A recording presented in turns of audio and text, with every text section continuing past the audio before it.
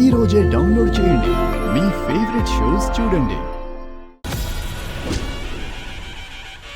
నమస్తే సార్. నమస్తే సంతోష్. అవును, నాన్నగారు ఎలా ఉన్నారు? మీకేమైనా బాలేదని చెప్పాడా? కలిసి చాలా రోజులైంది కదా అని అంటున్నాను. చాలా రోజులు అవడం ఏంటి? మీ నాన్నగారు ఎప్పుడో విఆర్ఎస్ తీసుకున్నారుగా. అవును, ఈ వయసులో ఇలా ప్రతిరోజు కష్టపడకపోతే అప్పుడప్పుడు డ్యూటీకి లీవ్ పెట్టచ్చు కదా నాన్న. కష్టంరా. పోనీ నేనొచ్చి అడగనా మీ పెద్ద సార్ని?